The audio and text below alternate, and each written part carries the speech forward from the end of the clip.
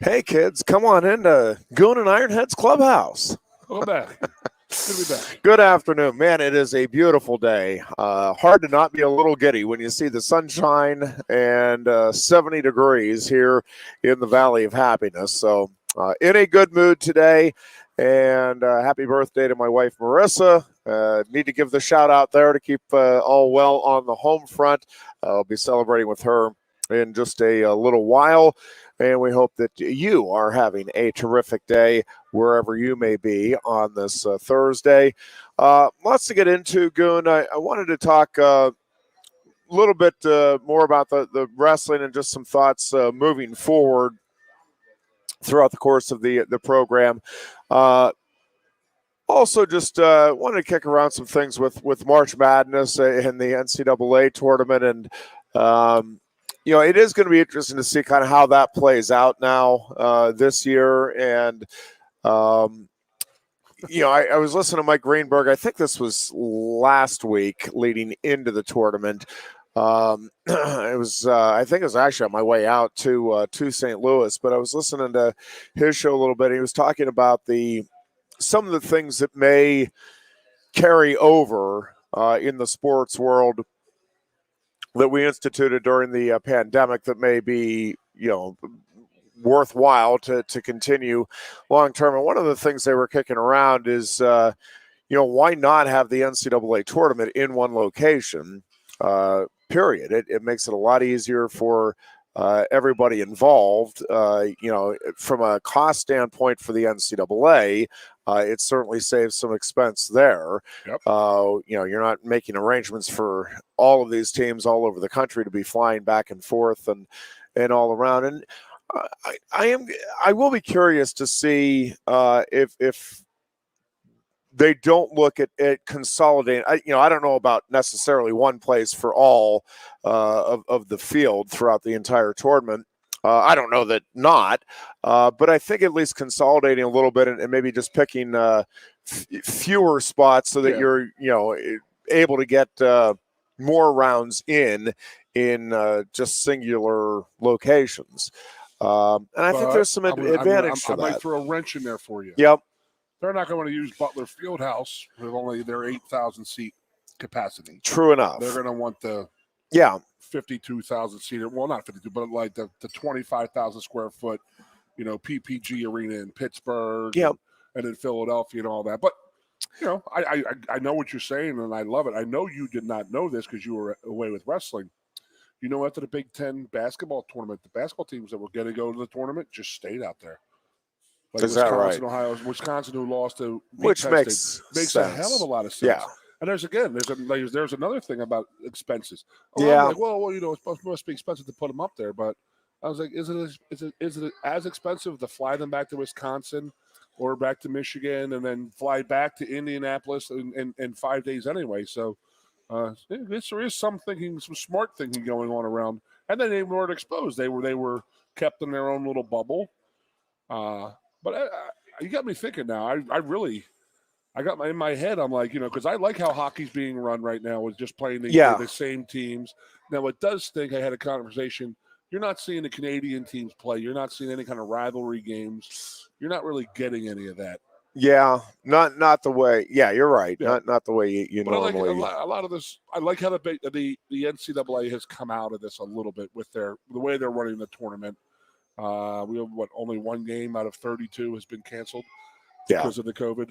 Yeah, and knock on wood that remains the case moving forward. Notre Dame hockey is out of the NCAA tournament with the COVID.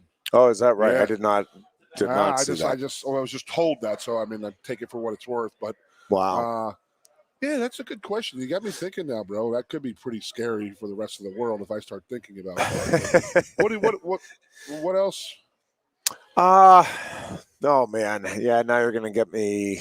I like how hockey's playing back-to-back nights too. Like if they're playing, Pittsburgh, they're playing two at home against Pittsburgh, so there's no more travel in between. I like that. That's a cost-saving thing. Yeah, for sure. I didn't like how the NFL was run a little bit with the. I didn't think Super Bowl experience was the Super Bowl experience for the Kansas City Chiefs. Like, if it wasn't the Tampa Bay Buccaneers, there would be no Super Bowl experience for anybody down there because the teams would have, like the Chiefs flew in on Saturday morning and then played the game Sunday afternoon. And the Bucks were the home team. Just a weird thing, but that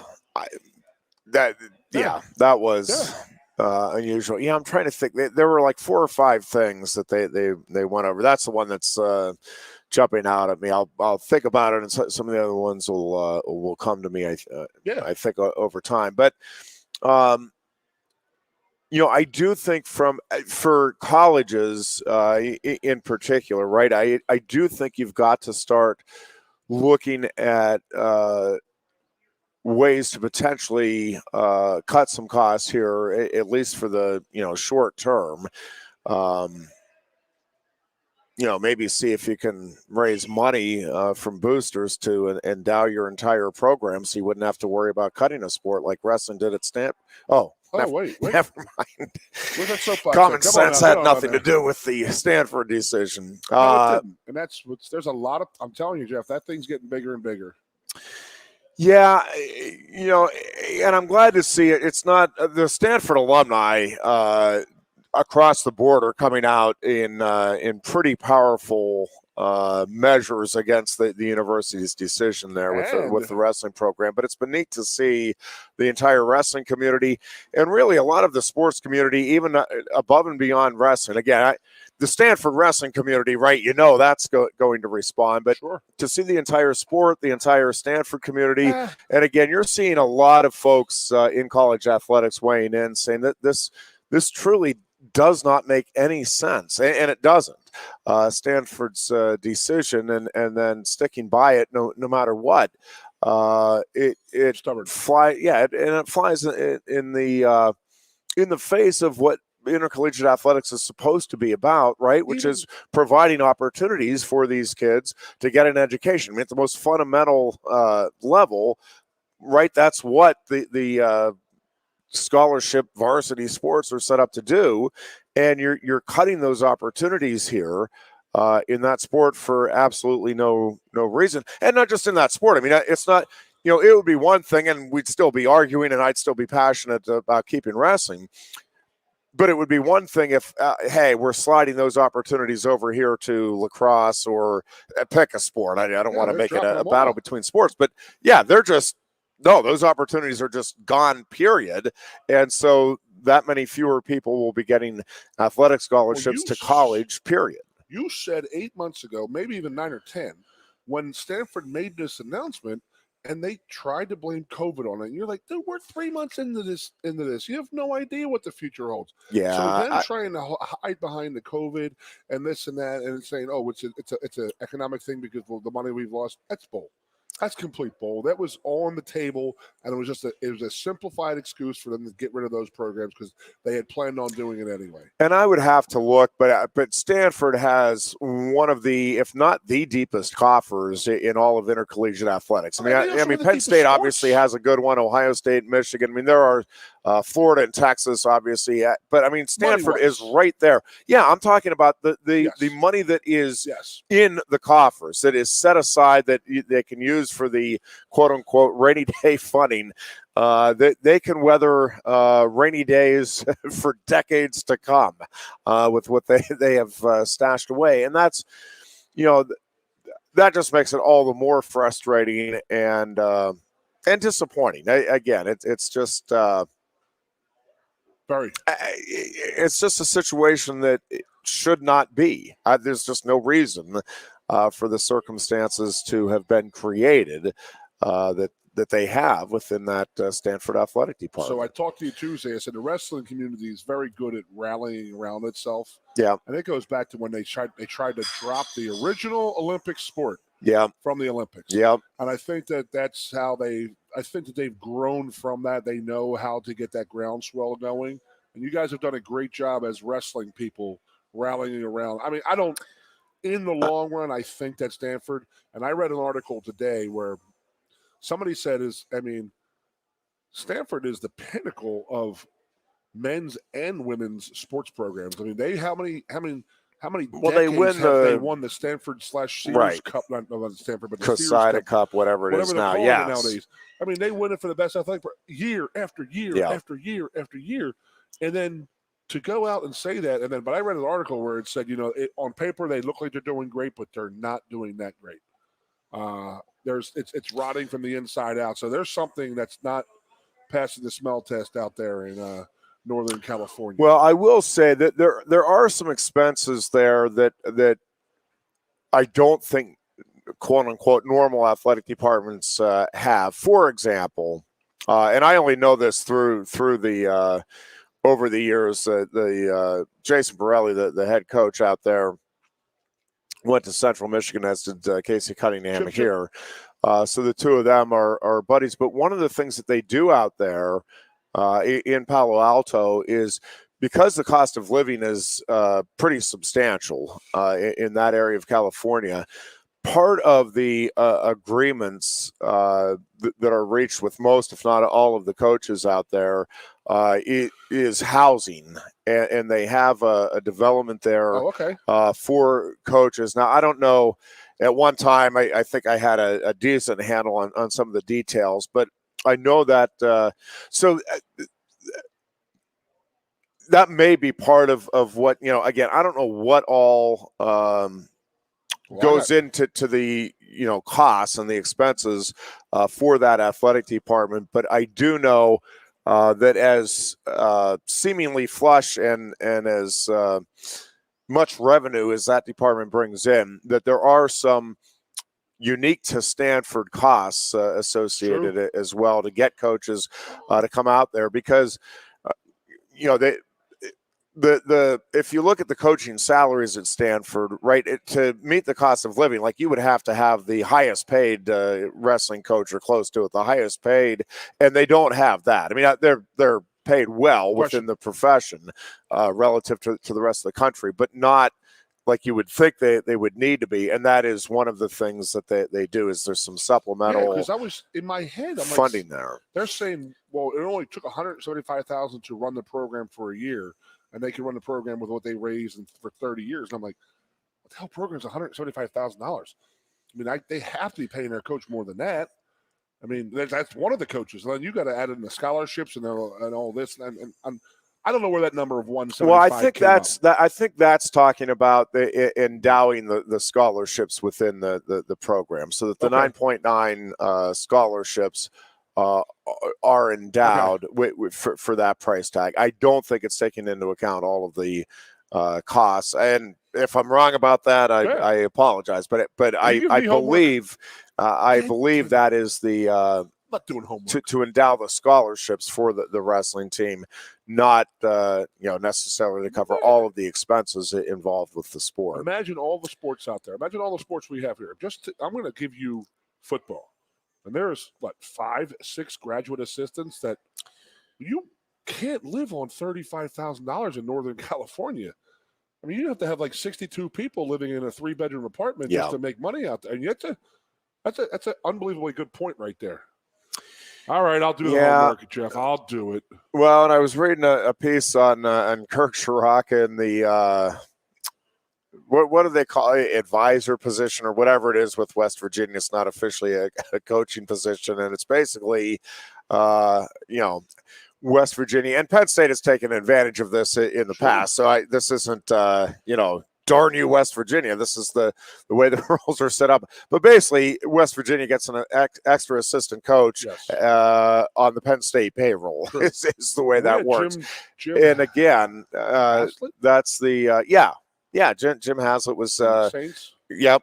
So, I mean, again, it's not a unique situation here in college athletics, but if you're to give you an idea of the type of money that can be thrown around, and in this case, from Penn State's perspective, literally thrown away, right? I mean, you got 1 year and not even really a full year. But yes, I mean, a season out of Kirk Shiraka and, the long-term expense there. And again, it's not like, we overspent there. Now we got to, tighten the belt on the next hire. Nope. The next hire, you're paying every bit as much or not more. Because again, it's it's important, and to keep the economic engine going. I mean, I'm not even sitting here arguing bad, good, indifferent, whatever, right? Yes. It just the reality of the situation is, and to keep the money going, and that's, going back to the board of trustees discussion we'd had with Jay Paterno and Brandon Short. Yes. I get it, and I think most people that follow college athletics and certainly big time programs like Penn State, you better understand that the economic engine that drives the entire athletic department is football. Yes, basketball, thanks to the TV contract with the Big Ten network and with the other networks. Yes, basketball is also bringing in money, but it's more from a conference standpoint than Penn State. And that football program is supporting everything else. Now, just a quick little aside, I think I know the hope is that in short order, the wrestling program will at least be breaking even as well. That there is a objective within that program to make that happen. Well, and that's going to be the because that salary is just going to keep skyrocketing. More money next year, moving forward. So we'll see what happens. But that is one of the objectives again of that program, and I think you look at it and yes, I mean, you can decry, and I'll join you in decrying the escalating coaching salaries and the amount of money that's going into the Lash building facilities and the scoreboard at Beaver Stadium and all of that. And I'm with you. I mean, I don't think it's healthy for colleges in general to be spending that kind of money. At the same time, that is, again, that program has to remain viable, or you see a lot of those opportunities that we were talking about with Stanford go bye-bye here for Penn State and all of the other programs. And so, it is constantly trying to balance that out, right? Like I suspect within the athletic department at Penn State, within the upper echelons of the administration, right, there are days where they're writing out checks saying, my God, this is ridiculous, right? Like you can't be paying the type of money that you are and not have some part of you saying, well, this isn't healthy.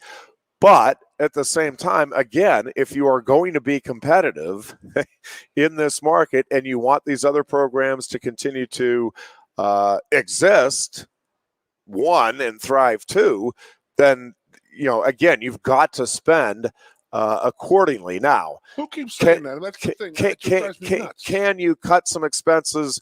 Yes, and I still, I would still argue with the Lash building. And again, I think it's a legitimate debate. I mean, I don't think it's I'm right and there's no other way to view it.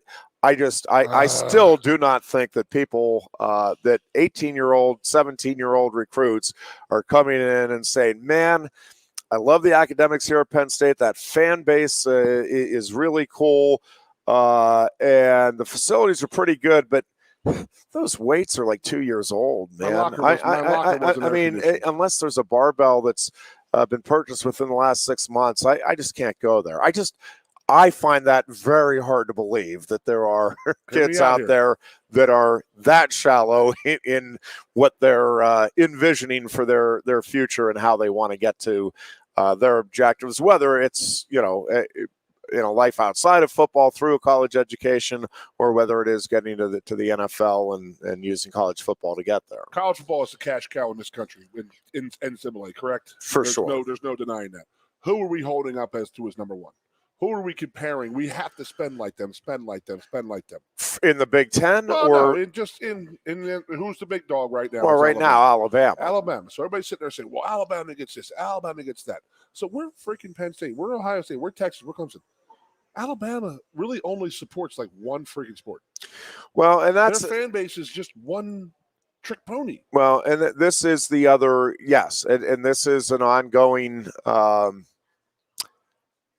debate, ongoing conversation within college athletics, right? Because it's not just Alabama. I mean, most of the SEC schools, and I'll pull the numbers sometime. We did a show on this years ago now, but I want to say it's on average somewhere around 16, 17 athletic programs that the SEC schools are funding. Yeah. I don't know if any have many more than 20 programs that they're funding. You look at Ohio State, Penn State, Michigan. I mean, they're all, 25, Penn State 30. and Ohio State for sure are over 30. I think Michigan's right around there. And most of the Big Ten schools, right, are if not up there, at least in the high 20s, mid to high 20s in terms of programs they're funding. Well, again, when you're talking about equity and trying to be fair, yeah, that's not fair when all of your money is being thrown in. It's one of the reasons I'm going all over the place here, but it's one of the reasons Judy Avner years ago left Penn State. She loved the gymnastics program here. She was a gymnastics coach and lived in the neighborhood I grew up in, and she agonized over it, but ultimately she's like, they are giving me twice. And Penn State's not going to give me twice the salary that they're giving me. Like they might bump me up to keep me, but they're not going to come back and say, "Oh my God, yes, by God, we've got to." And she said, "I understand why." Like Florida is getting basically at that time kind of the same share of the pie, but they only have 14 pieces to divvy up. Penn State had 32. Yes. And she's like, so she, ended up obviously taking that job, and that again, across the board, don't get that. They don't understand that. Yeah. And, and it is, but what do you do? I mean, you can't force, right, schools to, and Stanford had one of the largest athletic departments as well. I mean, they were, I think, in the low 30s as well, or close to it. Thing, Ironhead, that really blew me up, man. So, yeah, the other thing with the when we talk about equity, though, and what's fair, this is the other thing that I don't know if sometimes people that are following college athletics understand. Now, probably, I'm assuming all of the Power 5 schools are sitting at the 85 scholarships or whatever it is now, right? For football, yeah. for the Division I Power 5 I don't know schools, if one team has less scholarships. But the PSAC, okay, for Division 2. Thank you. Do you know, you probably do because you were in the coaching ranks. Do you know the disparity that is there between a program like IUP and a program like Lock Haven? Now this is probably going back 6 or 7 years, so the numbers may have changed since then. But I had a friend who was coaching at the time down in Westchester, and he's like, it is unbelievable. These schools are playing in the same conference, the same quote-unquote league, and one school has 39 scholarship opportunities. Another, at that time, Lock Haven, had 4. Wow. 4 scholarships. And people were like, yeah, man, Lock Haven's got to do a better job. They're not. Well, yeah. You tell me the team that is going to go compete against an Alabama or a Penn State or a Michigan with 45 scholarships versus and that's what this. I mean, it's even a greater disparity percentage-wise than that. And in the wrestling community, and I know in baseball and some other sports as well. Yep. Not.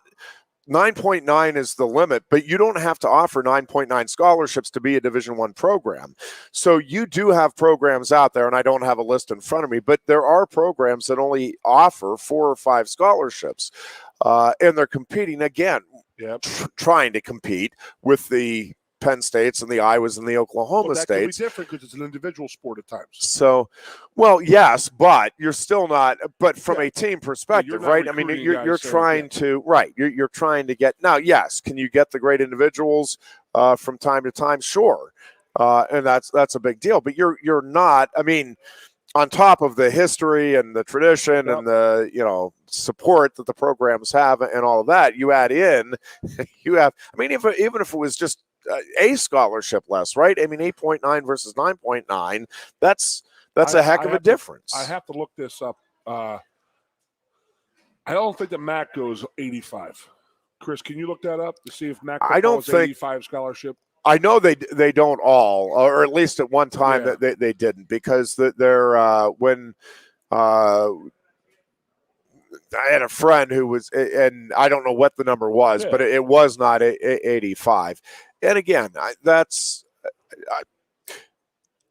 when we talk about fairness in athletics, especially at the college level, right there, you need to understand it's not like, and like professional sports where there is, right? I mean, the NFL and the NHL and NBA, they're designed. Now, I get it. You still have organizations like the Pirates that can completely screw things up. Ooh. And you have organizations like the Steelers or the Patriots that completely figure out how to work within the system. But it is set up to try to create that balance, right? Like one program isn't, funneling in gazillions of dollars, and another, can only fill 21 roster spots, right? So there's at least some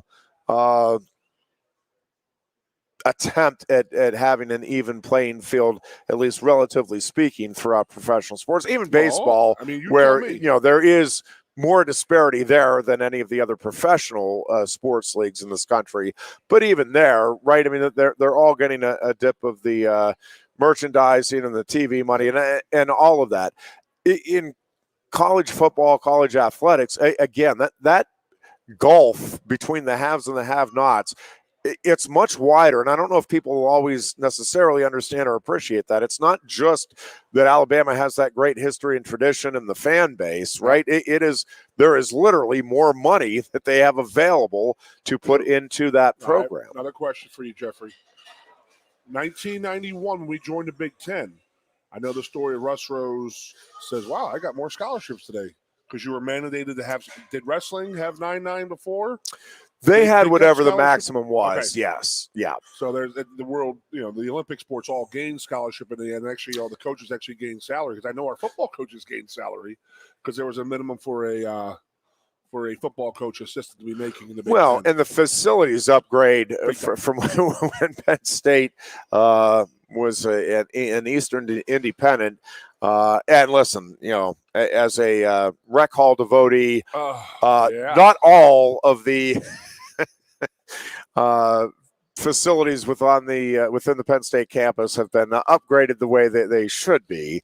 But when you look at where those facilities were prior to the Big Ten and where they are at across the board now at Penn State, it is a monumental difference in improvements. Speaking of money, it sort of got lost in the whole week of last week being NCAA tournament and the wrestling tournament, all of this. But did you see the NFL TV package that came through early last week? I know we weren't talking about it. I did not. Oh, yeah.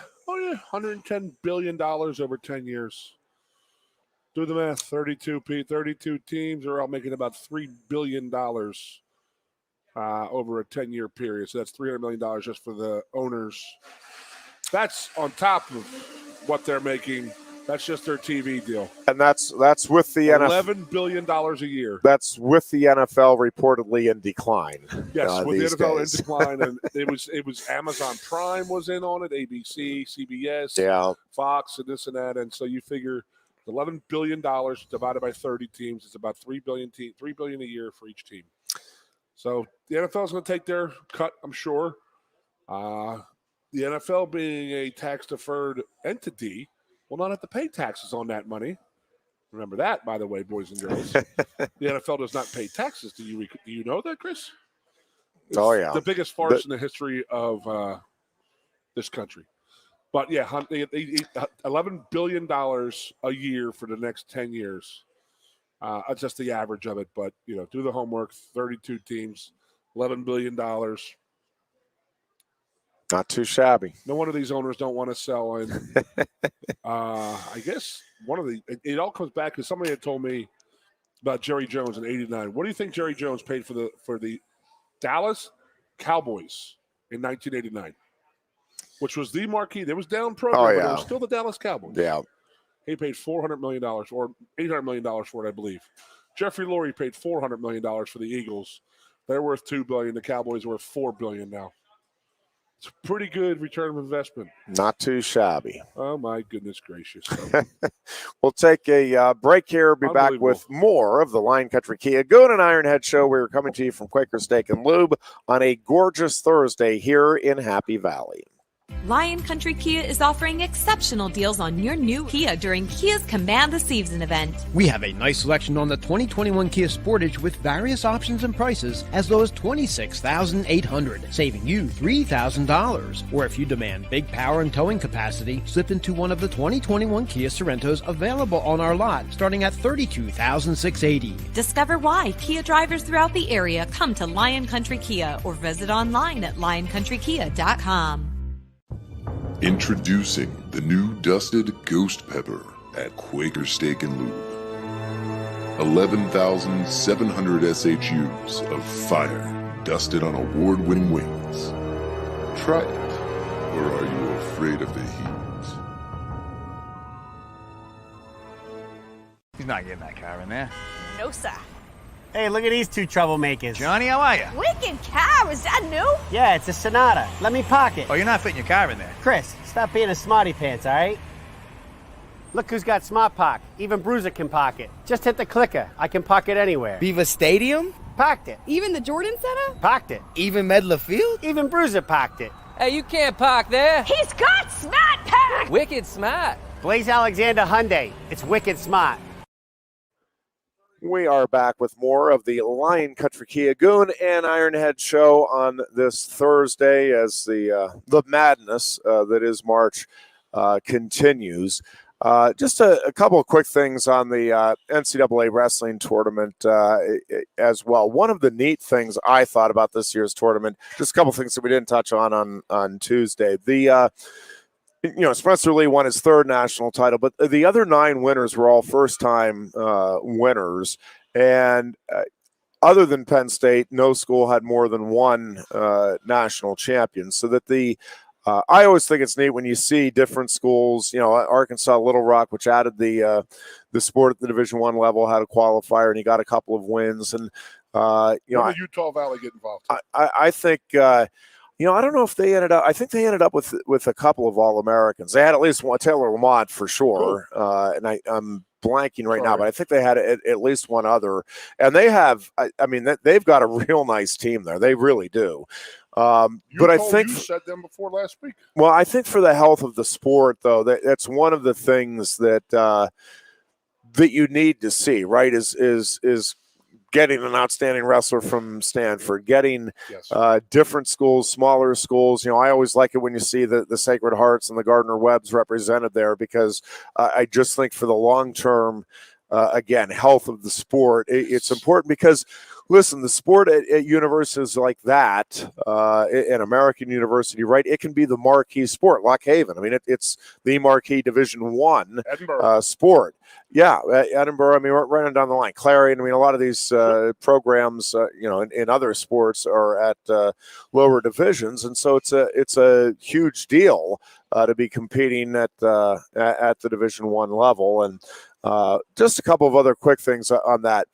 I really do wish the NCAA would bring back for years, and it went away in the 90s. I'll have to look up. I had it over the course of the weekend in my notes. I want to say it was 94, 95. It was somewhere around there where we got away from having the Division II and III champions. Of course, Pennsylvania fans will well remember Carlton Hasselrig winning 3 Division I national titles at Pitt Johnstown. But I really wish they would bring that back, bring in the Division II and III champions, and I'd like to see them bring the NAIA champions as well. I just think it was one of the coolest things about going to that wrestling tournament is you felt like it truly was the national championships. And listen, it was very much the exception, not the rule, that a wrestler from the lower divisions would All-American, let alone win national titles. But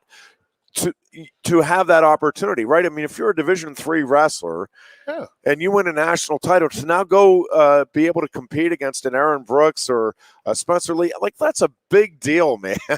And the cost that's involved there is, I think, pretty minimal in the overall scheme of things for the benefit and the payoff. And it's just something I really wish they would bring back for college wrestling. It helps the sport. Why wouldn't they do it? Right? Yeah, I'm guessing it's a cost factor, and I don't know if there's any kind of legal legality issue with the.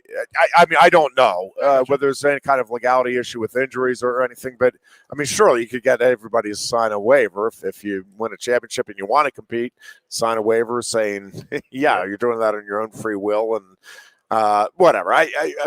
And those guys are well conditioned enough. I mean, again, not many Division III guys are going to go in and win a Division I championship or even earn All-America honors, but you want that opportunity, right? Like it's just a cool opportunity. Yes, and it would create, hey, come to Wartburg or whatever powerhouse program there is, Life University, where Matt McCutcheon helped coach those guys to a national title this year in the NAIA. If you can have a kid from your school go represent at the Division I, and listen, once in a while get an All-American. I mean, how big of a deal would that be for some of these schools where you might have a population of 400 on some of these campuses, Division III campuses, and for the rest of existence they'll be able to.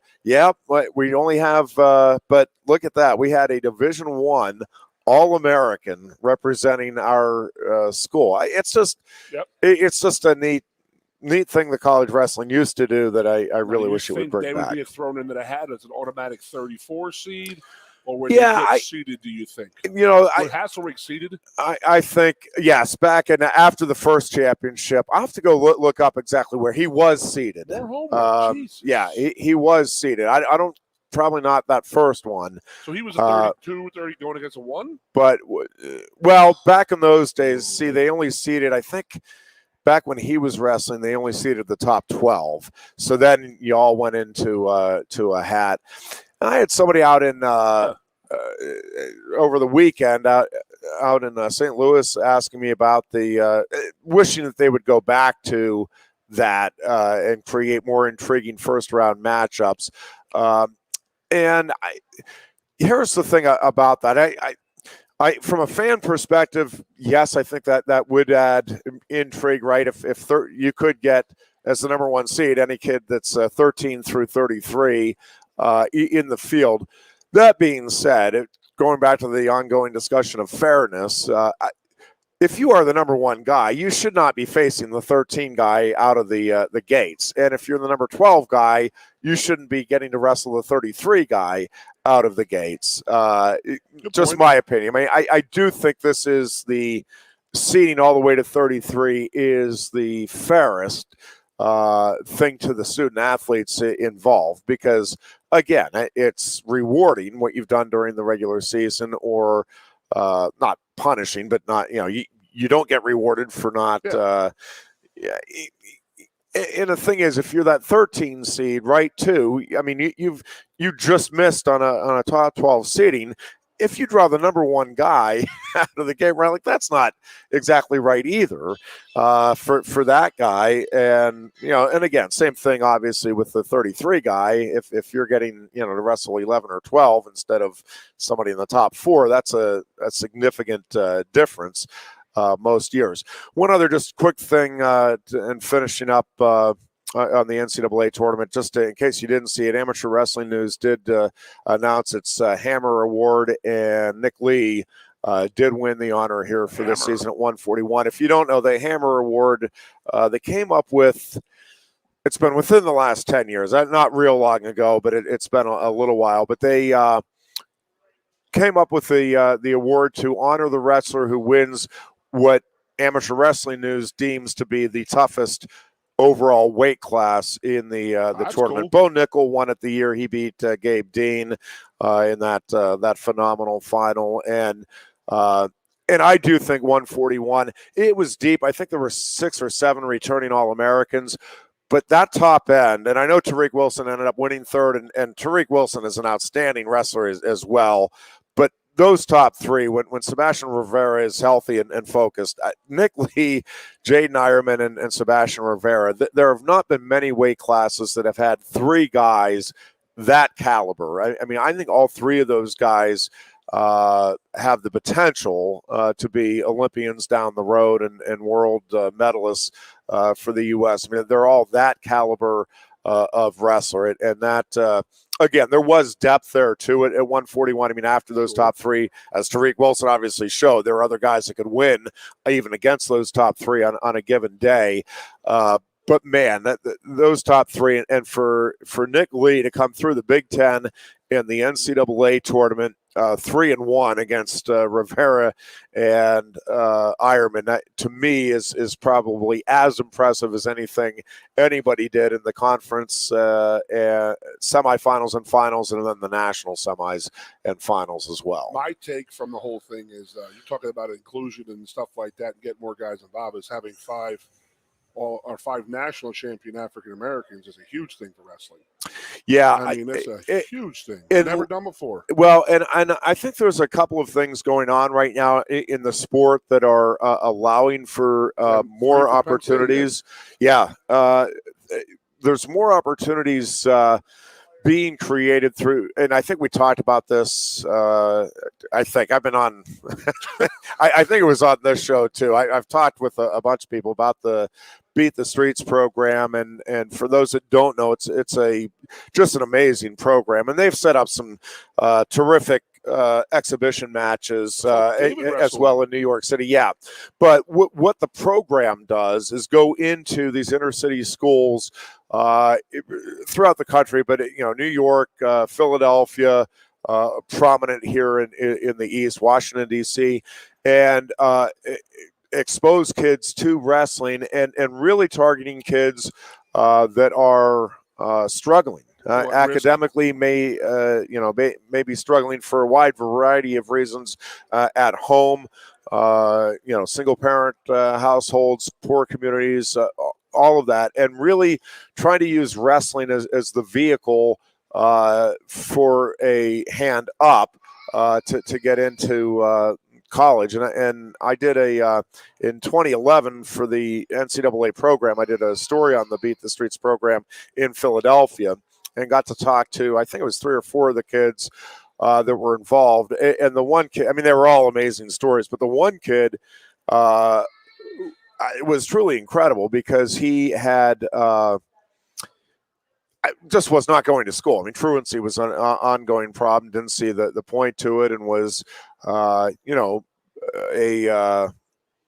physically gifted individual and a bit of an imposing guy. He was small but imposing for his size, and discovered wrestling through the Beat the Streets program. A friend of his had gotten involved, like, you ought to come out. And then they get a couple months into it, it's like, dude, if you're not going to class, and not just going to class but getting good grades, you can't be part of this. Well, he got hooked. I mean, part of it is obviously you got to create the passion, or that passion has to be there. But he did. He loved the one-on-one challenge and the physical component to it. And I mean, this was a guy that by his own admission, he was going to fail out and go to the streets before he was a sophomore in high school. Ended up going to the University of Pennsylvania. I mean, that is a hell of a turnaround. But he said it just gave me a sense of purpose, and then with that sense of purpose came confidence, and with the confidence, came the desire to keep getting better in, again, not just on the wrestling map, but that was the vehicle to use. And I do think that program is helping tremendously. The other thing is, again, wrestling is just one of those sports where I guess I won't say politics are never involved. Certainly at the Olympic level, my God. You look at some of the talk to Kerry Collat about how non-political wrestling is at the Olympic level. But, it is largely, right, it's just you against an opponent. And you don't have to worry about the the kid on the team who's the school board director's son or the coach's son. You go out and beat them, you're the dude. And you can take care of your own destiny to a large degree. There's some variance in that, and I'm not I don't want to get waylaid by that. But generally speaking, you get to chart your own course here, and the results take care of themselves in the sport. And again, it just is a wonderful vehicle for self-reliance and for the discipline that anybody, but especially somebody in tougher circumstances, is going to need to overcome those circumstances, right? I mean, it's a big deal. The kind of life lessons that, and again, I'm not telling you wrestling's the only way you can learn those lessons, so don't misunderstand. But it is a wonderful way to get those lessons through and taught. And for a lot of people, it can be the vehicle, and that's why, again, I really wish the National Wrestling Coaches Association would openly, actively set a goal of getting to 100 Division I programs by pick a year. I would pick 2025, make it 2030, whatever, but so that you are actively pursuing opportunities like Arkansas Little Rock has provided its program and kids. And again, start targeting some of these schools either that had wrestling before or that are in wrestling-rich areas, and go to the athletic directors and start a campaign. Go on campus, bring some exhibition matches, bring Penn State and Oklahoma State, or Iowa and Oklahoma State, or Penn State and Iowa to these campuses and say, listen, come on out and check out what big time college wrestling is about. Invite all of the high school kids and start mounting a campaign and get some pressure on some of these schools to start looking at adding sports instead of constantly looking at just trying to save the ones that exist. Because I'm telling you, if it's ever going to be done, now is the time. When you look at the TV numbers again this past year for both the Big Ten Network and for ESPN with the Nationals. Yeah, and obviously, I mean, yes, I get it. The pandemic is a part of the reason for that, but so be it. You use that, and it's been going up. It's been trending up for a while anyway. You look at the attendance figures from the previous couple of years across the board. More schools averaging 1,000 fans. More schools averaging over 500 fans for the home dual meets. And again, it's wonderful to have all of those statistics, and it's cool, and it does speak volumes about the interest that is there in wrestling. And again, it doesn't have to be, and I don't know that you necessarily need to aspire to be, have those numbers comparable to college basketball or college football or anything, but keep trying to carve out a bigger niche. But then you've got to use that. It doesn't do you any good to have that bigger niche and then have 5 more programs get dropped in the upcoming year. You've got to use that leverage, right? And go to, again, boosters within the wrestling community, people that have made it successfully, in business or in Hollywood or in whatever industries that were former wrestlers, and say, listen, we need your help. We want to grow this. Look at what the sport is doing. Look what it did for you. And start capitalizing on these opportunities instead of just, look at that. See, we told you wrestling's popular. Look at the numbers. Great. What good is it doing you if another 5 programs get cut and another 45 kids don't have the opportunity to go from a terrific high school wrestling career into college? The leadership to me in the sport has got to start being more proactive again in trying to grow and capitalize on the momentum that is there. And I think that momentum for momentum. Use that. And I'm telling you, if God willing, knock on wood here, that we do have the 2021 Olympic Games here in Tokyo, I'm telling you, there's going to be more momentum here for U.S. wrestling coming out of that, because I really think, and we'll see, I mean, it's obviously got to play out. I think the U.S. is going to have, at least 4 medalists out of the 6 weight classes, and I think it is very likely that the U.S. will have at least a couple of gold. And listen, again, same thing. You've got to utilize that. That's wonderful. And if it happens, you got to see how it plays out. But if that happens, don't just sit back and say, "Yep, look, told you, U.S. wrestling is big." You've got to, U.S. wrestling is big. Therefore, we've got to create more opportunities here to allow the sport to continue to provide these opportunities and for young people to see it as a legitimate avenue towards success, again, both in their chosen sport and in life in general. So you're talking about exhibition matches. So, I mean, maybe before I wrestle Kale, I wrestle Schneider. There you go. If he wants Kyle would appreciate a little bit of a. He wants a good warm up. Yeah, absolutely. Like a good like speed bump to run over before I get to Kale. So if we got to do that, we got to do that. I'll do that for America. Yeah, Jeff, I will do that for America. All right, let's move on to the glory basketball tournament. I got a tweet today. Yeah, are you? What are your ironclad locks? I think everybody. We should bring Booch back on and moving forward now. Illinois, what the ironclad locks are here for the remainder of the NCAA men's basketball championships.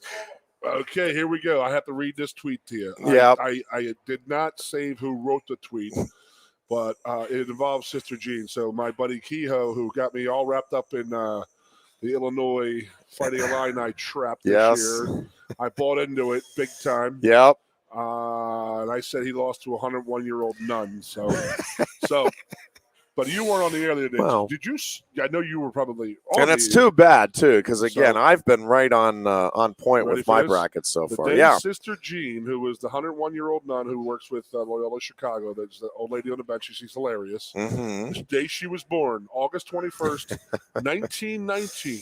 Yeah. Babe Ruth tripled and drove in 2 runs batting cleanup for the Boston Red Sox. So Babe wasn't even a Yankee yet when this woman was born. Who is she again? She's the old lady who from Loyola, Chicago. No, Babe Ruth. Oh. Little Sandlot reference there. Some girl named Baby Ruth. Yeah. Yes, so I would love to see them. I am interested to see, like I said to Booch and I said to Mike the Mailman last week, I said, everybody was all talking about Gonzaga, but it was like, when is Gonzaga, when have they come to this tournament and dominated it and won it? And then the answer is never. They've never won a tournament. And they've been doing it's the only game I've lost so far. Is I did have Gonzaga losing to Oklahoma. So Other than that, this tournament has gone the way I thought it would go from the outset. I'm talking smack about Alabama football over here about how their fans don't support this and that. Meanwhile, Alabama just absolutely destroyed Maryland the other night, shooting about 98% from the field. The Pac-10 is coming through this unbelievable. So I'm just disappointed there's not games tonight. We got to wait till Saturday for these games. Another butt hook. It does feel like a long wait now, does it not? Yes, it does. It was awesome, though, Monday afternoon. Watching games Monday afternoon through Monday night was a pretty damn fun time. But usually have games. But I'm thinking about this, and the only thing I can think of other than it being a COVID protocol, being 5 days off from games, is that, on Thursday night, they play those 4 games. You only get to watch 2 of them. You know what I mean? You can't watch them all 4, but if you play Saturday and Sunday, you have those 4 games. You can watch all 4. Yeah. And I hope that they're trying to do. Yeah. But then Monday night, they have 2 games Monday night, which you can watch both, and 2 games on Tuesday night, which you can watch both. I hope that's why they're doing it, or it could be a COVID restriction. I don't know, but I'm not giving myself any more homework than I have right now. I've got way too much on my plate as of right now. I hear you loud and clear. I am looking for. I really have not had a chance. In all seriousness, I've seen bits and pieces of games to this point. You should listen to the show we had last week because we were completely bashing the Pac-10/12. Yep. And then completely could not even kiss the Big Ten's butt anymore. And then we were saying how fast Michigan was going to get booted out and how we hate having to root for Michigan, and now they're like Luke Skywalker or Obi-Wan Kenobi. They're our only hope. Help us, Obi-Wan. It is hard to believe. I mean, it really is hard to believe with the way. And I get, it's hard to truly accurately measure how any of these conferences were doing when you're playing just other teams within the conference. But I heard that excuse floated. Oh, they ate each other all year. They killed each other. They came in. They all came in limping. Well, so does the SEC go into the bowl season like that too. Yeah. Come on. Yeah, Jeez. that's. So teams have been stretching impressed it a with. Gonzaga's been impressive, but watching that USC, I don't know if it was them and Alabama just shooting the lights out the other night. But if they both play like that again, there's no one going to beat either one of them. Baylor can play. Yeah. So my advice to you is go against Gonzaga, Alabama, USC, and Baylor. Just get rid of them. Just bet against them because they're going to lose. But Baylor gets Villanova, right, in the next round. Do I have that right? I don't want to talk about it. Yes, I don't want to root for Villanova because I can't stand Villanova, but they are playing damn good basketball right now. Yeah, that Jay Wright has them balling right now. With that said, they'll probably lose by 20 minutes. I'm Tony Mush. Yeah, it's. Oh yeah, exactly. I'm Tony Mush, Goon Mush. It's me. How you doing? Hey, Papa Chippy, bet Papa Chippy in the fifth. Yeah. Papa Chippy found dead in the parking lot from an apparent. Does feel like there's a pretty good shot. I'm just looking through here. I does feel like there's a pretty good shot here for Loyola of Chicago to get back to the Final Four. Right? They've got Oregon State. I mean, who knows? And then the Houston-Syracuse winner, and everybody now is telling me, well, Houston's had time now to work on the zone, and so that they'll be ready and prepared for it. And times I've heard in the last 40 years that people are working against Syracuse's 3-2 zone. Yeah, I mean, there's no question that second day on the weekend is harder, right? Yeah. I mean, getting ready for that zone in 2 days these days is a huge challenge. But it's not as though with a week that it's okay, well now we automatically have it solved if it's something that you don't see, and most teams aren't seeing that during the course of the season. So they've been saying the same thing about Syracuse's zone since the 80s, and that's being dead serious. Ronnie Cycli and Derek Coleman and Earl the Pearl Washington were running that same 2-3 zone, and they were saying they couldn't beat it then. So we got time to figure it out. Guess what? Jim Boeheim is still winning games, to my dismay. Watch it be a Villanova-Syracuse final. I'll be like, ugh. Well, no, they had to get you mean whoever the new coach is. They got rid of Boeheim when that Bernie Fine thing broke out. Remember, head coaches when there's a scandal like, oh, no, Boeheim, Funny how that just went away at Syracuse. The apolitical Ironhead right there. That was a surprising end of the show. Wasn't necessarily expected to go there, but my God, you talk about hypocrisy.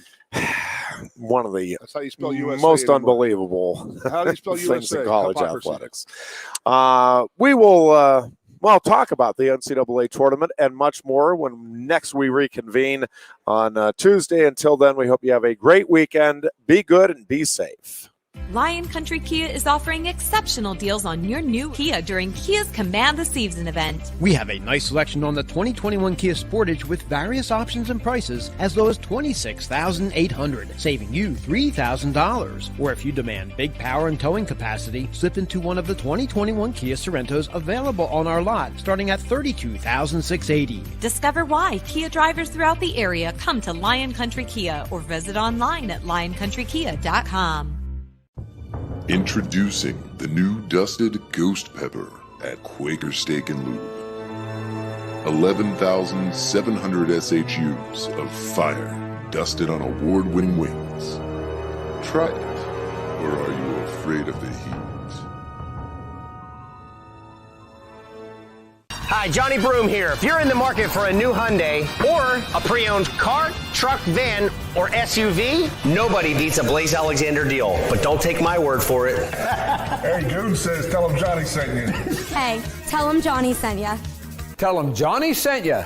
Wait, tell him Juan or tell him Johnny sent you? Tell him Johnny sent you. Here at Bill Pickles Tap Room, we say, tell him Johnny sent you. And remember,